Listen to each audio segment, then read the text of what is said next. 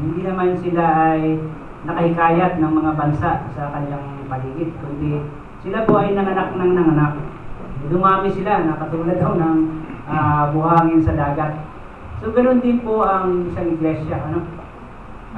Dadami na lang ito kapag medyo umabot siya ng mga 10 taon at nagkaroon na ng pamilya. Dumadami po siya na tayo mismo ang nagtuturo doon at atin silang na-nurtured, yung napundar sa aral ng pagiging Seventh-day Adventist, or lalo na sa panahon na huli ito bilang isang reformador. So yun po yan, so maraming salamat. Kaya pala sabi ni Mr. Mile na puntayin mo yung dalawa mo doon at maraming kabataan doon. So ang mga anak ko kasi ay medyo ito ay hindi ko na rin mapigilan.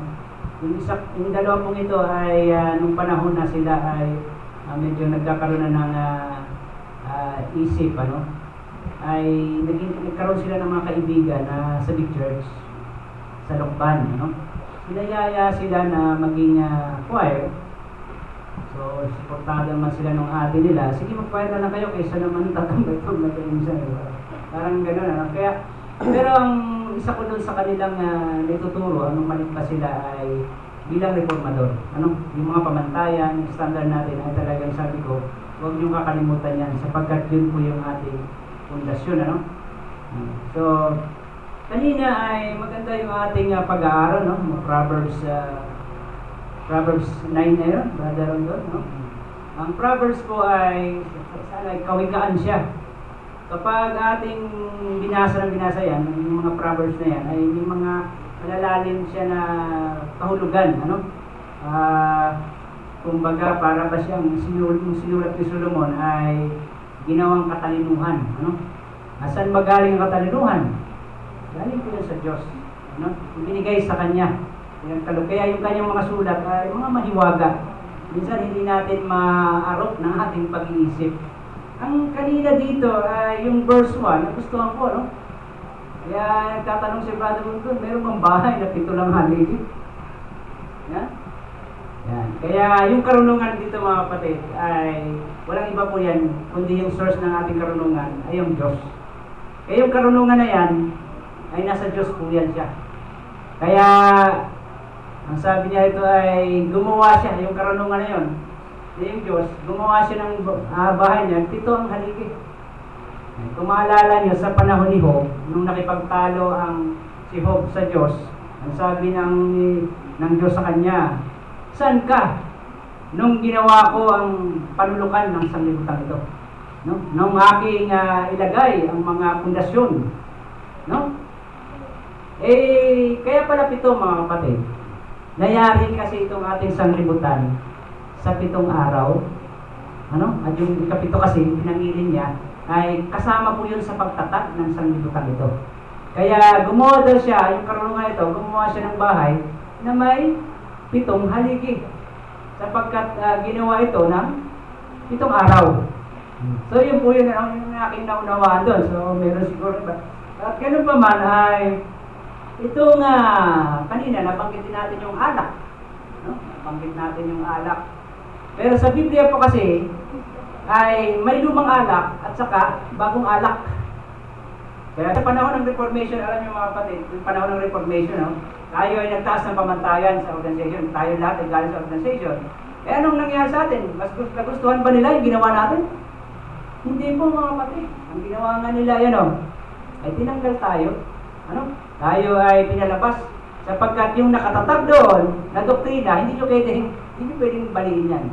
Saka yung gusto noon, yung nakagusto ng luma, ay nanatili na silang doon. Ayaw namin yung bagong liwanag. Bago yan Delikado yan. Mas ito na yung nakatatag. Ito yung ginutos ng iglesia. Ito yung pundasyon na natatag. Pero mga kapatid, ang Panginoon ay sa bawat panahon po ay meron siyang alak na binibigay sa kanyang bayan. Kaya sabi niya, huwag niyo yung sisirain sapagkat papakinabangan daw yan ng mga gusto niyang iligtas. Alam niyo po sa panahon ng Panginoon ay yung bagong alak na ituturo ni Kristo, yun yung kaligtasan man ng mga nalabi. Yung mga nalabi sa Israel ay yun yung kanyang paraan, ibigay ang bagong doktrina. At kung sino mang manampalataya doon, ay maliligtas. Ano? Kaya sabi ang sa John 3:16, for God so loved the world that He gave His only Son, and whosoever believeth in Him should not perish. Kaya yun po yun, kung sino man ang tumanggap sa Kanya sa panahon na yon, ay may kaligtasan po yun. Pero yung hindi na, automatic po yun, wala nang kaligtasan yun, sapagkat yung liwanag na yon ay hinukuman sila, ayon doon sa liwanag na tatanggapin mo sa kapanahunan niya. Yan. Kaya kapag sila ay sabihin, Panginoon, di ba kami ay anak ni Abraham? Sabi doon ay, bakit ka tinakpan yung anak ni si Kristo? Anak din naman ni Abraham yun. Kaya isa yun sa mga bagay na, So mga kapatid ay, ano na ako, medyo maano ating oras, Dito po sa binasa kanina ay, ang sabi po dito, yung ating lalahatin, yung maikli lang naman ito, sisimulan ko muna sa verse 8, awit ng verse, book ng awit, chapter 8, verse 3 ako simula. Pagka binubulay-bulay ko ang iyong mga langit, ang gawa ng iyong mga daliri, ang buwan at ang mga bituin na iyong inayos. Ano ang tao upang iyong alalahanin siya, at ang anak ng tao upang iyong dalawin siya? Sapagkat iyong ginawa siyang kaunting mababa lamang sa mga Diyos, kaysa Diyos, at pinutungan mo siya ng kaluwalhatian at karangalan. Kaya yun po yun, iyong ipinagtataglay siya ng kapangyarihan sa mga gawa ng iyong mga kamay. Iyong inilagay ang lahat ng mga bagay sa ilalim ng kaniyang mga paa. Lahat ng mga tupa, baka, at ang mga hayop at sa parang. Ang mga leon sa himpapawid, ang mga ibon sa himpapawid, at ang mga isda sa dagat, anumang daraan sa mga kalaliman ng mga dagat. O Panginoon, aming Panginoon, pagkarilag ng iyong pangalan sa buong lupa. Kaya ito pong verse na ito ay, kapag sa Tagalog po binasa siya, siya ay nilikha, ang tao daw ay nilikha ng mababa ng konti sa Diyos. Pero pag sa English po ay angel. Itong tingnan nyo sa English, from him, for thou hast made him a little lower than the angel, sa mga anghel. Yan. Sino pong tinutukoy kaya dito? Pinutungan daw siya at pinagkaloob sa kanya, At siya ay namahala sa mga gawa ng kanyang kamay. Yung ibon, yung mga hayop. Walang iba po yan ay si Adan. Kung ating titingnan. Si Adan daw nilikha ng mababa ng kaunti sa anghel. Kapag sa English, dito kasi ay Diyos. Kasi ang inano dito, yung mga immortal. Tinatawag din yan mga Diyos. Yung mga... Pero dito sa English natin ko ay siya nilikha ng mababa ng kaunti sa mga anghel. Kaya makikita niyo mga kapatid na kung paano si Adan ay nung mapundar na ang sanglibutan, kung mayari na ito, ay pinagkaloob sa kanya na mamahala. Nagkaroon siya ng dominion. Siya yung gumawa ng mga pangalan ng mga hayop. Kahoy, mga bulaklak na yan, ano man yan, ay kanya itong pinangalanan. Yung isda, yung hayop, yung bawa ay, bakit nakatawag tayo ng leon? Kasi, na yan ay yun. Ikilala natin. Si Adan po ang gumawa niyan. At siya yung, siguro sa kanyang, nung nag-exist na siya, ay ilang araw niya sigurong pinangalanan ang lahat ng mga nilalang dito. Kasama ang mga kahoy at ang mga prutas na yan. Kaya pinamahala ito kay Adan. Kaya ang Diyos, walang iba namang yan, sabi rito sa Genesis verse 1, verse 26, sabi ito, at sinabi ng Diyos, lalangin natin ang tao sa ating larawan, ayon sa ating wangis. At magkaroon sila ng kapangyarihan sa mga isda, sa dagat at sa mga ibon, sa himpapawid at sa mga hayop at sa buong lupa at sa bawat umuusad na nagsiusad sa ibabaw ng lupa. Yun po yung kapangyarihan na ibinigay. At sa pag-aaral po, alam niyo po sa iba kasi nating nakagisnan ay nung nagkaroon ng war sa langit, dahil daw ito, si Lucifer naghimagsik dahil kay Kristo, anak ng Diyos. Yun po yung natin, galing pa yan sa organization na ating nakagisnan, At nagkaroon ng war doon. Kasi Satanas ay hinulog sa lupa. Alam niyo po dito sa aking analyzation, sabi sa Great Controversy kasi kapag tayo ay nagkaroon ng mga pag-aaral, we have to form our own opinion. Yun po yung mga opinion na yun po yung lumalabas siya, nagiging isang bagong alak. Kaya lang, hindi siya matanggap ng gusto doon sa lumang alak. Kasi nakatatag na yun, Kaya medyo nagkakaroon ng controversial kapag meron kang natutuklasan sa pagbabasa ng banal na salita. Sapagkat tayong bilang reformador, alam niyo kung bakit ang liwanag lumalago. Tayo po kasi dito ay malaya tayo, nagkakaroon ng yung opinion natin, sariling pagkaunawa. Hindi katulad po doon sa organization, kapag meron kang nilalapit na bagong pagkaunawa, ay hinaharangan agad yan. Kasi lalo na kapag medyo taliwas doon sa nakapundar. So yun po yung Kaya yung pag-unawa po natin dito ay kailangan siya nagkakaroon ng improvement. Hindi siya stagnant. Kasi bilang mga ngaral, ang Biblia, hindi po yan natatapos. Merong mga dating pagkaunawa, pero dumating ang panahon na siya ay matutupad, nagiging iba ang kanyang pagkaunawa. So ganun po, si Adan po ay nilalang ng mababa ng kaunti sa anghel. Kaya ang una po dyan, ang Diyos mataas, pagkatapos na yung anghel, at pagkatapos ay yung tao. Yun yun yung tatlo niyang baitang. Kaya, nung nagkaroon ng yung dominion, alam niyo kung bakit, kapag binasa mo yung Genesis 1, ang kasama talaga sa paglalang, mga kapatid, ay anghel. Kaya sabi natin, kasi bago pa man nagkaroon ng tao, may anghel na. Kaya sabi yon, ay yung ibang aral na natin ay, ang anak daw yun, kasama doon.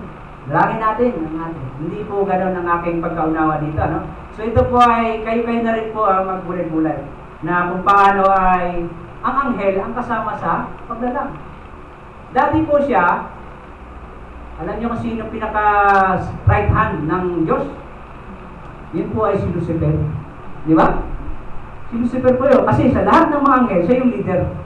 Siya yung nilalang na mas maganda, perfect. Kaya alam niyo kung bakit, sabi may binabanggit sa Biblia, kung paano yung pot maker, o yung artist. Pag titingnan niya yung magaling na artist, kung paano titingnan yung kanyang kinukupihan, ay nagagaya niya kung paano kaganda. Nung sabi ng Diyos na lalangin natin ang tao ayon sa ating wangis, na ang sabi po rito ay na si Adan ay naging kaluluwang buhay. Kaya yung siya ay nilikha ng Diyos ay hinipan siya. Yung naging kaluluwa, kaya naging tao, At sabi po ito, yung huling Adan, ito palang huling Adan, mga kapatid, ay naging espiritong nagbibigay buhay. Alam niyo po yung sabi nagbibigay buhay? Si Kristo po kasi, siya yung nilikha ng Diyos na sa panahon ng pangangaral niya, kapag hindi ka naniwala sa Kanya, hindi ka na magkakaroon ng buhay na walang hanggan. Siya yung nagbibigay ng buhay sa panahon niya. Hanggang ngayon. Kailangan tanggapin mo si Kristo. Kaya yung mga nagtanggap kay Kristo, tinatawag na mga Kristiyano. At saka sabi pa rito, yung unang Adan daw, taga-lupa. Alam niyo po, si Adan nandito pa sa lupa. Kasi po yun ay nakatikim ng kamatayan. Kaya pagdating ng Panginoon, bubuhayin pa yun siya. Pero itong huling Adan daw ay taga-langit. Nasaan ang Panginoon ngayon? Nasa langit na kasi siya. Nung siya ay patayin, ipako sa krus, ikatlong araw, ay nabuhay siya, umakyat siya sa langit. Kaya, yung unang Adan, yung unang Adan ay nandito pa sa lupa, taga-lupa. Pero yung pangalawang Adan ay nasa langit.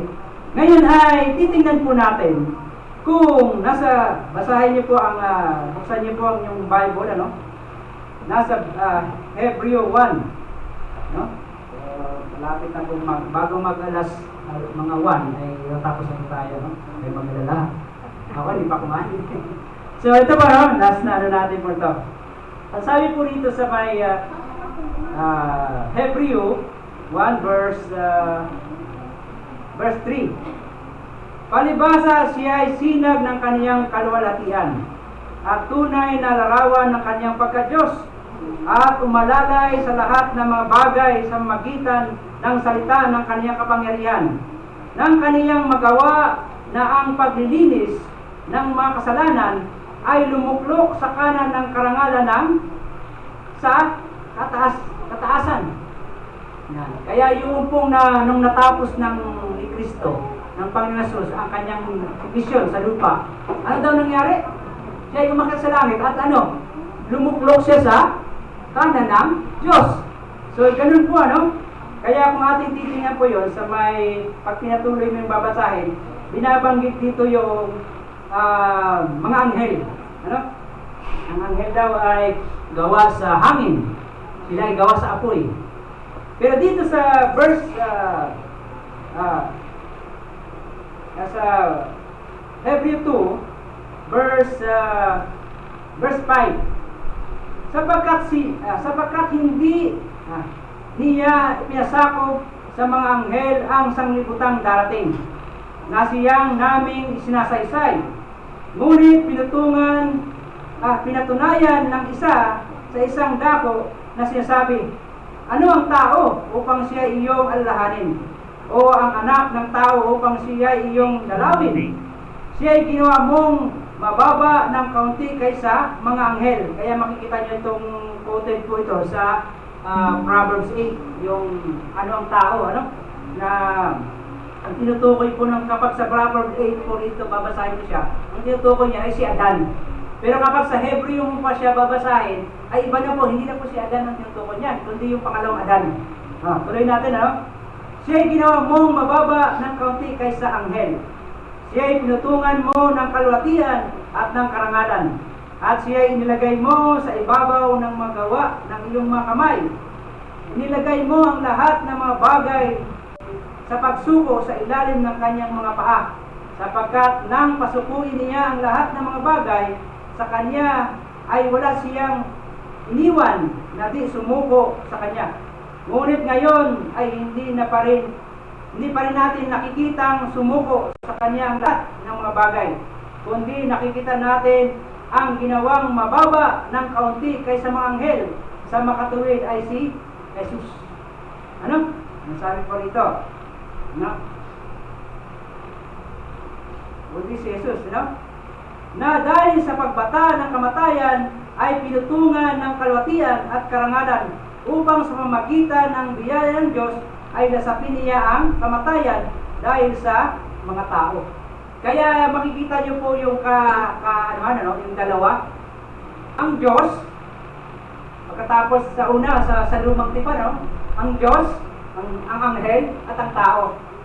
Pero kapag inilagay po natin yung panahon na ang Panginoong Hesus, ang Diyos, ang tao, at ang anghel. Ganun na po ang kalagayan nila. Ang sabi po nga rito, Hebreo 1 verse 4, na naging lalong mabuti kaysa mga anghel. Sino tinutukoy niyo? Sino daw mas mabuti kaysa mga anghel? Palibhasa'y nagmana ng lalong marilag na pangalan kaysa kanila. Yan. Kaya sapagkat kanino nga sa mga anghel na sinabi niya, kailanman, ikaw ay aking anak, ikaw ay aking ipinanganak ngayon at muli. Ako'y magiging kanyang ama at siyang magiging aking anak. Yan. Kaya po yun ay yung mga pag-aaral ng Biblia po yan ay kapag ating yung saan na-quote, ay i-ano po natin kung sino yung pinag-usapan doon, yun yung konteksto niya. Pero pagdating sa Biblia, in-apply ito ni Pablo na kinuha niya doon sa lumang tipan. Pero ang tinutukoy niya ay si Kristo na. Sa pagsalumang tipan, ay si Adan po yung tinutukoy na lilikha ng mababa pa sa anghel.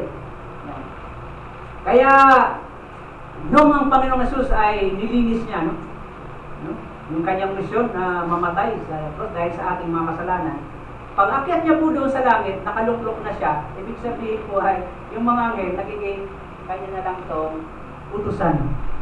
Yan. Kaya mga kapatid, kapag binasa mo ang Revelation 1, so ay laging introduction na ito lang, naalala ko si Kuya Eli, ito lagi ang sabi po dito, ang Apokalipsis ni Jesucristo na ibinigay ng Diyos sa Kanya upang ipahayag sa Kanyang mga alipin sa makatuwid ay ang mga bagay na narapat mangyari madali at Kanyang ipinadala at ipinaalam sa pamagitan ng Kanyang anghel sa Kaniyang alipin na si Juan.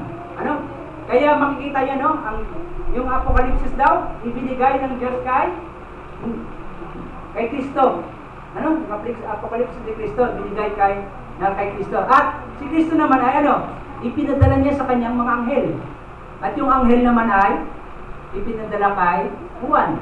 Ganun po yung process ng pagbibigay ng mensahe sa atin ng Diyos. Kaya yung Apokalipsis ito mga kapatid ay halos ito ay kwento na ito ng Kristyanismo.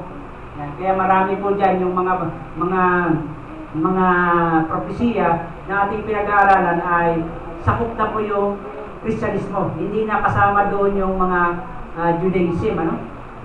Kaya makikita natin mga kapatid kung paano ang kalagayan kung paano ang Panginoon pala ay yung isa kasing aral na inialam sa atin ay siya ay Diyos na nagkatawang tao. O dito po ay ginawa pala siya. Siya ay created. Ginawa siya na tao. Kasi alam niyo kung bakit mga kapatid? Ang Diyos ay pinatunayan niya na mayroon talagang maliligtas na nilikha niyang tao. Kung siya ay nabigo kay Adan, papatunayan niya ng kanyang anak na nilikha ay maliligtas. At ito ay magiging masunurin. Alam niyo kung bakit ang magiging sumbat sa atin ng kaway? Ang sabi, kung ang Diyos ay nagkatawang tao at siya ay naging masunurin, ay siyempre sabihin niya, siyempre Diyos ka. Kasubukan ng mga tao yan, hindi yan makikisunod. Pero hindi po ganun. Yun ang magiging sumbat. Kundi dito mga kapatid ay pinapatunayan ng Diyos na may maliligtas talaga. Kaya sa kanyang mensaya, yung 144,000 ay sila yung mga buhay na daratnan, maliligtas. Sapagkat pinatunayan ng Diyos na may tao maging masunurin sa kanyang pag-usan. So yun po, pasensya na kayo, medyo sumobra yung ating pag-aaral. So maraming salamat at sana po ay magkaroon tayo ng papapala sa bawat isa sa atin.